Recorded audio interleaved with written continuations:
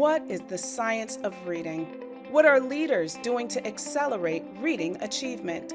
We answer these questions and more in Science of Reading Leadership, Guiding Minds, Transforming Lives, powered by Just Right Reader. All right, welcome to the Science of Reading Leadership podcast. Thank you so much for being here. We have an excellent episode today because today we have Doris Baker with us. Doris Baker is an associate professor in the Department of Special Education and the Department of Curriculum and Instruction at the University of Texas, Austin. Dr. Baker is engaged in developing and evaluating instructional tools and assessments in English and in Spanish designed to improve and monitor the academic performance of English learners with and without learning difficulties in reading, science, and social studies. She is also fluent in English, Spanish, Portuguese, and semi-fluent in German. Dr. Baker, welcome. Thanks so much for being with us. Thank you very much. Thank you for inviting me. Yeah. I just want to be semi-fluent in another language. I mean, so the fact that you're fluent in so many is so awesome and so impressive. So welcome. I want to jump right in with our first question. And that question is, how did you get into the field of education? What led you to pursue this research in literacy? What made you so passionate? Yeah, sure. Yes. Yeah, I would be glad to share it. Yeah. So I was born, I want, I'm going to tell you a little bit about my story because it kind of leads to that, to answering that question. I was born in Brazil. And then when I was 3 years old, I moved to Colombia and we lived in Colombia until I was 15 for 12 years. And then from there, we moved to Mexico. And then I lived in Mexico with my parents. I did my undergraduate degree there in psychology. And then I got married and then came to the States and did my master's in Latin American studies and then my doctorate at the University of Oregon. And I did my doctorate late while I was raising kids and trying to figure out what I wanted to do. But in the meantime, I taught Spanish too at the university. And one of the things that I found was that there were a lot of offices and schools that had a large immigration of Spanish-speaking students and Latino students, Latino families, and they didn't know what to do with them because they couldn't speak the language. So there was always this kind of like disconnect between what students wanted, who they were, what they knew, and the teachers. And so while I created a couple of courses where my students who were practicing Spanish and learning Spanish would go to the schools and help the kids. And they would come back and tell me stories, right? And so the stories were like, oh, they are frustrated in school. They don't understand anything. All they want to do is just go out and get to work. Can you help me with a resume? And that's what they wanted my students to do. And so that was what really inspired me to go back to school and try to figure out, well, what can we do for English learners, particularly students who are struggling and they probably feel terrible because they have been struggling for a long time and nobody really had been able to help them, to really support them in their reading trajectory and academic trajectory. And so I did my PhD and I continued kind of focusing on bilingual students, English learners. And then there was an opportunity to come to Texas. And I thought, well, this is going to be perfect because the population is bilingual, for the most part, at least almost 40%. That our podcast is primarily about, not just the science of reading on an instructional level, but also on a leadership level. We have a lot of leaders across the country who are now having to help teachers embrace this. So can you tell us just a little bit more overall about what does the science of reading or other research say about bilingual learners? Yeah, exactly. I mean, so the science of reading, it's sometimes a little bit controversial in the bilingual world because many times, in bilingual programs, we think that the science of reading only applies to English and to learning English, but doesn't apply to other languages. And in fact, we have international research that shows that the science of reading works with any language. I mean, even languages that are not alphabetic, but for example, logographic like Chinese or syllabic such as Korean. No, I mean, the idea that you learn to read by understanding the sounds or the phonemes, or in some cases the syllables or how the words are pronounced in Chinese, it works the same. I mean, you need to be told how to do that, and you need to practice it and provide many opportunities for students to practice that those skills.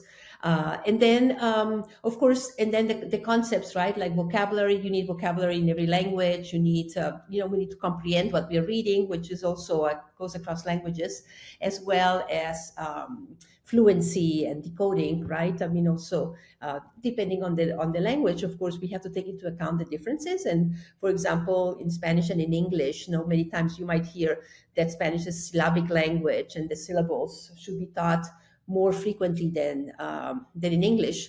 And to a certain extent, that is true.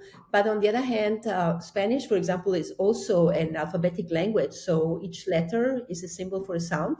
And therefore, the syllables in a word are not enough to provide students with the supports they need to really understand how the alphabetic system works, and how language, how letters are representations of sounds. And so how do we translate that now into a system, right? A school system. And I think that the most important thing is to recognize that bilingual students, there are differences, and sometimes they are very heterogeneous, maybe even more than English only students, because of their backgrounds and languages and language exposure and many other contexts, right, where they live. And so understanding that they might need a little bit more support than students in the regular classroom. Yeah, perhaps not so much in decoding. They can learn it with students who are English only speakers the same way, and that would not be a problem. But in understanding the a text, or in also the vocabulary, they will have a smaller vocabulary if you assess them in one language or the other. It could be Spanish, it could be English, and so you want to really emphasize vocabulary during your instruction, independently whether it is a content, math, science, geography, history, or whether it is reading or writing. That the vocabulary is really key to supporting students to learn and be successful academically. So when you think about our learners as second language learners, right? You talked about, just a minute ago, you talked about the support that they need in order to read, right? How would you say it's different for a child who's already proficient in English, so that we can kind of understand what we might need in order to support them both in the classroom? Yeah, exactly. Yeah. So, for example, if the student has learned the code, right, to break the code, just like an English only student in the early grades, well, they will be fine and comparable in that skill, across different groups. But what will be key, for example, is like, let's say you want to do now, you do a read aloud, or you have kids read a text at their level, and then you want them to discuss it. And there's where the problem comes, because for English learners, they might need that language to really be able to express themselves and to understand it. And sometimes we might think like, oh, they didn't get the story, or they didn't understand it. But it might not have been that. It could be that they just didn't know how to express it. They understood the topic and the text, but they just didn't know how to express it. And so really paying attention to those details, and understanding that no matter what you teach, the vocabulary component for English language always has to be there. And ideally, because it's complicated, right? And what words you teach and how many words. And so if you can work with other teachers from your same grade or across grades to kind of determine the type of vocabulary that they will really be important for them, then everybody can focus on it, and everybody benefits from vocabulary instruction. What we have seen though with the research is that it's kind of like the growth is parallel. So everybody will benefit from vocabulary instruction, but the kids who have a very strong vocabulary will, grow faster and learn more than students that don't have that background, and don't have a strong vocabulary. But it doesn't mean that they don't learn it. It's just that they have like a lot to catch up, let's say. Are there any vocabulary instructional practices or vocabulary routines that you have seen particularly effective for English language learners? Yeah, what I've been focusing more now, and I'm kind of focusing more on science, social studies, but is like kind of teaching keywords in depth. So we need a lot of more words than just that, not some kind of the receptive vocabulary. But I think that sometimes like key concepts, if we can explain them to students, at a deeper level, then they will be able to use that to connect them with other concepts and other vocabulary that is also important and connected across domains and across content areas. So I think that teaching directly a few words, right? Like we sometimes talk about maybe 5 to 6 words per week that are deeply taught. And it can vary, of course, for younger kids, maybe 3, 4. For older kids, could be more. But really kind of think about the vocabulary in terms of how do you use it, like what is the context, what other words can you associate them with, so that they really build that kind of background knowledge, through vocabulary. Yeah. And then when we think about building that vocabulary or building that background knowledge, how would you say that school leaders should assess the literacy development over time? Yeah. Excellent question. Yeah. So I think that on one hand, of course, we want to assess the vocabulary over time, but I think that what you'll find is also that students will comprehend better across time too, because they are building the background knowledge, for understanding. So I think that continuing with comprehension instruction and building that vocabulary and comprehension. I mean, I'm always connecting it both. So it's not like just, learn this list of words, but how are the words associated with what we're talking about and how can you use them in what context?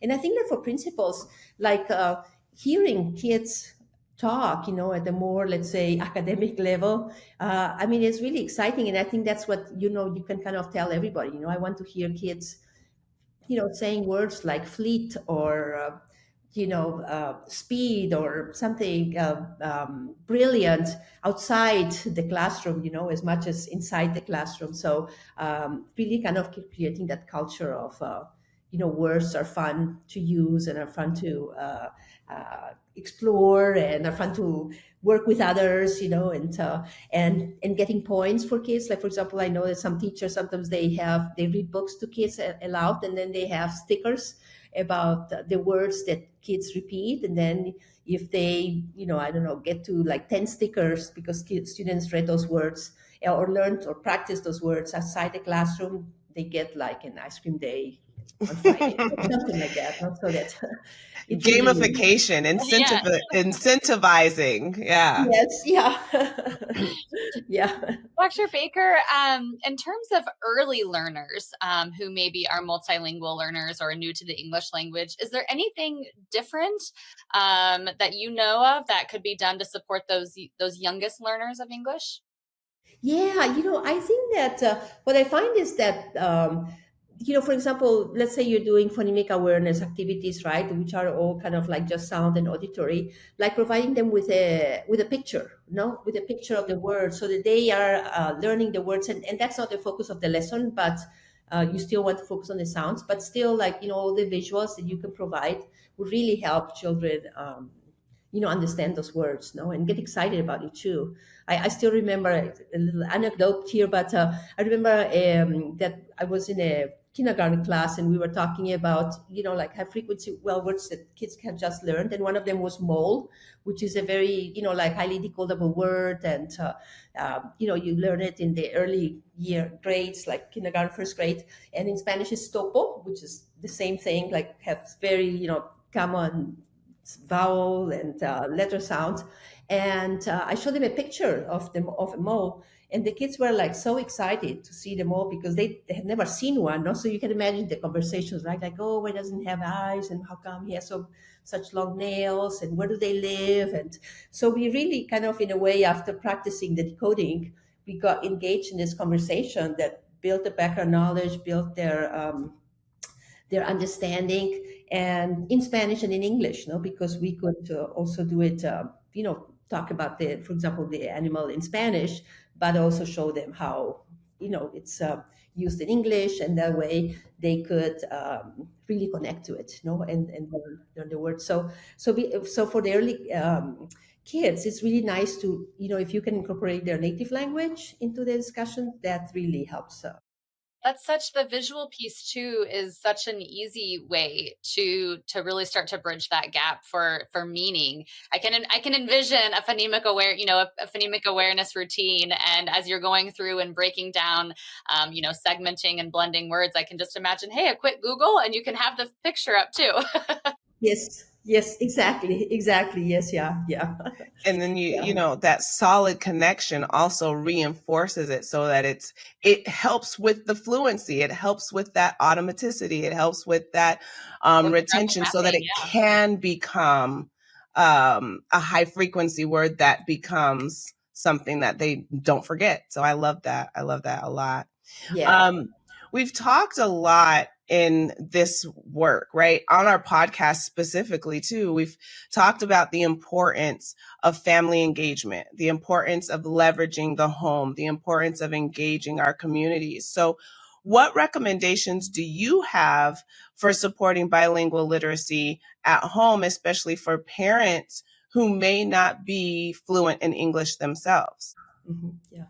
Oh wow, yeah. You asked me the question that I'm very passionate about, and a firm believer, and I still do research on that. I just got a large grant on precisely that topic. So yeah, no, I think that the parents have such an important role for kids to develop their language and their academic really preparation, no, for school, and I think that conversations are key, and that's something that we just don't think about it, but trying to converse with the children in the native language is really helpful. Reading aloud to them in their native language, it really kind of helps build vocabulary, reinforce their identity also, and their communication, with parents, and they can do it in their language. They don't have to do it in English. No, I remember working with some parents one time, and the mom would tell me, well, my husband wants me to speak English to my child, but I just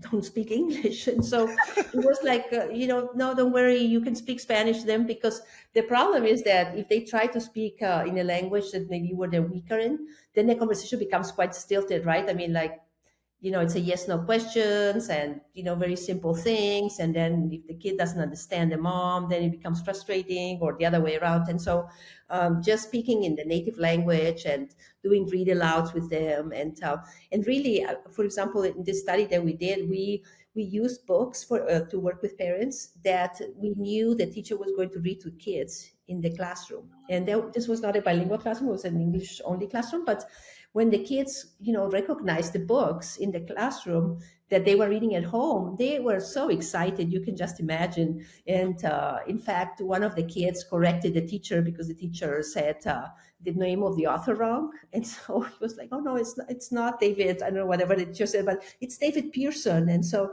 it was really interesting to see how, the kids recognized and really paid attention. I knew that they had been reading with their parents because of their reaction. No, so yeah, like the more interaction with the kids, with books that are simple. It doesn't have a lot of reading. We don't want the parents to feel like overwhelmed or not know what to do with the book if the kid is bored. And so but really engage with them in a conversation about the book, and what confidence that would build to have had that experience at home before coming into the classroom. Can you specify too the books that they were reading at home? Were they in English or in their native language before coming to school? Yeah, for this study we used Spanish books. So the Very Hungry Caterpillar, but in Spanish, and Maurice and Daxua worked about monsters and things like that. Yeah. But there are many ways of doing it. But we decided to use books that we knew the kids were going to be exposed in the classroom. So it was kind of like a bit of a pre-preparation, pre-teaching. I love that idea. I do too. I love that. Yeah, you couldn't probably do it with every single book, but if you had some really strong anchor text that you knew you were using throughout the year to go ahead and purchase those for families in a native language, I just can't imagine the confidence that would breed. So oh, I think so too. Exactly. Yeah. I think that would be fantastic. Yeah. And then, builds background knowledge for the kids too. So they understand what's going on. And because it's so interactive, I mean, we don't want them to necessarily just kind of read a book and be done, but talk about it, talk about the characters, talk about, what they see, the landscape, the message of the book. I mean, there's so many ways of looking at it. Yeah. This episode is brought to you by Just Right Reader. Extend phonics instruction, strengthen school-home partnerships, and accelerate reading achievement with take-home decodable packs from Just Right Reader. Personalized take-home packs make phonics fun and accessible for families. Every book comes with a video phonics lesson and writing pages to help readers reinforce their decoding and writing skills. To learn more, visit justrightreader.com. We'd love to know a little bit more about the challenges that you have seen district leaders face. What do you think those biggest challenges are that they're facing in supporting English learners? And what have you seen, or what does the research show that they could do to overcome those challenges? Yeah, exactly.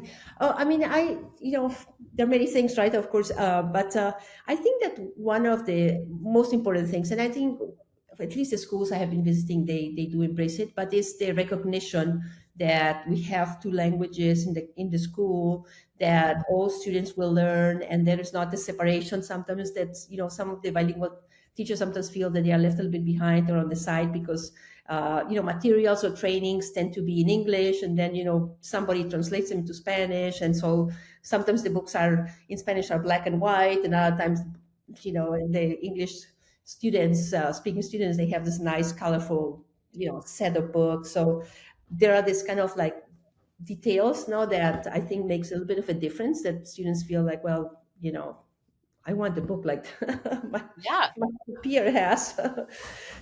So that's one. The other one is embracing really the bilingualism and the recognition of the context of where the school is at, and try to invite parents to come to meetings. They might not always come, and it's not because they don't want to, but it's because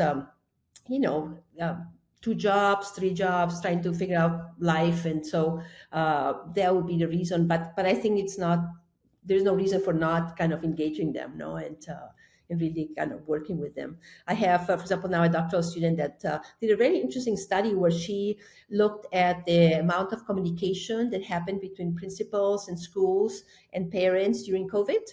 And so it was interesting to see the types of communication that the district leaders would give parents. And so, and you realize how much more you can do, even if there is not like a presential thing. I mean, nowadays everybody has Facebook, everybody has a cell phone, so sending messages, I mean, like kind of reminding parents that we care, we want their child to do well, we want them to participate in activities. Sometimes there's a little bit of misunderstanding from parents about, for example, what summer classes are. And so some parents think that summer classes are for remedial kids, and so they don't want the kid to go to the class because the kid says, oh no, I want to spend the summer outside, or because they think that it's more for people that not so, they're not doing well, and so it's a little bit embarrassing. And so there are these misunderstandings that are not, no parent will say, oh, my kid thinks that these courses are not worth it for him to go, so I'm not taking them. But recognize that might be a problem. And so really thinking about how parents perceive education. Another thing that I've noticed, for example, living in different countries, is that in other countries, the teachers are highly respected. And so whatever they do, whatever the teacher says, that's the last word, and that's what you follow. And so when they just expect, that the school will take care of their kids. And sometimes in here, we have a little bit more of an approach that, the parent has to get involved to really get all what the kid needs, and so trying to really understand that dynamic and see that, for example, if they don't work at home, or they don't practice with the kids or do their homework, it's not because they don't care, it's because they don't think that that's their role, first of all. And many times also they might not understand, they might not speak English, they might not be able to really support their children. But what I found is that with very simple and brief workshops, you can really get parents excited about reading with their children, or coming to school and asking questions, and looking up, going to the library and looking for books, because that's a good thing to do for your child. And so, you can really engage them very quickly. It's just, like to kind of train them, not do workshops for them so that they know also why this is important, Yeah. So, can you share? We have a lot of teachers who listen to the podcast, right? So, I know we're always looking for ways to do things in a successful way. Can you share a success story in a classroom that you've observed or where you've been in where a teacher is successfully promoting like bilingual literacy using principles that you've seen? Yeah. Yes. Yeah. So several in different contexts, but I think that one of the teachers that impressed me the most that I observed was a teacher that she was she was born in the States, but then she lived in Chile for a very long time. She was married to a Chilean a teacher, I think it was too, and she had a bilingual classroom where which they were English speakers and they were also Spanish speakers in the class. So it was tricky, for example, teaching the phonemes. That was one of the things that she was doing when I observed and we recorded her. She she addressed, for example, the issue with vocabulary, like the words that students could not know by providing them with a picture. She also did a lot of modeling for the students. So, for example, like let's say the sounds in cat, and so my turn, at. Now your turn, like the sounds in cat are at. Now give me the sounds in dog and do og.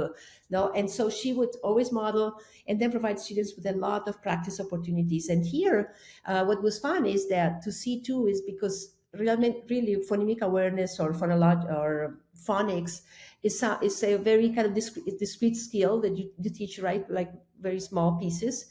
So the kids could participate and you didn't have to worry about like, oh, these kids are Spanish speakers, they might not understand all the sounds than English speakers, because it's an auditory thing. So if you hear the sound, you can say it, even if you might not know the word, But so I was impressed by that, by how she was able to, get all the kids to respond and practice and active with both of the,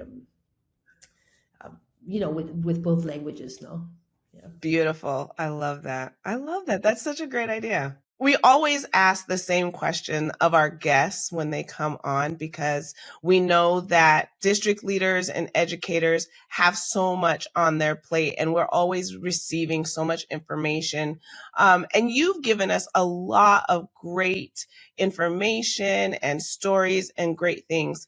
So for our listeners, what is the one thing from this conversation that you would say is the most important takeaway that you want them to leave with? Yeah.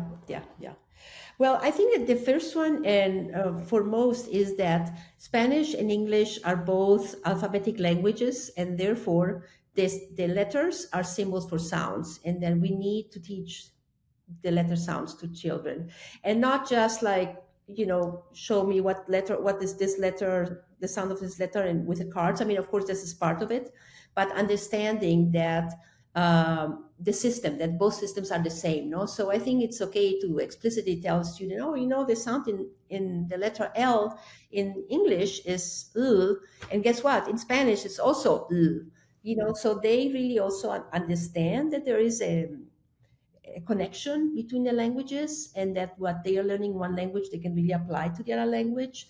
I think that is really one of the key points, because there is a lot of that separation about Spanish and English, and we don't kind of like go across.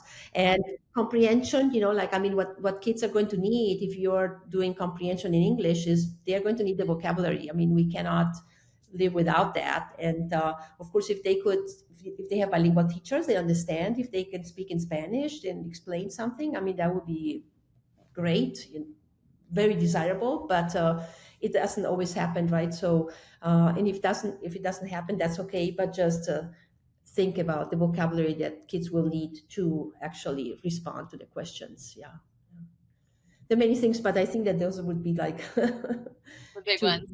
Yes. Well, that is all the time we have today on the podcast. Dr. Baker, thank you so much for being here on today's episode. We have learned an incredible amount from your research and experience and wisdom. And so thank you so much. You're very welcome. Yeah, thank you for inviting me. Thanks for joining us. If you found this conversation valuable, please subscribe and leave a review on your favorite podcast platform. We will see you next time on Science of Reading Leadership, guiding minds, transforming lives.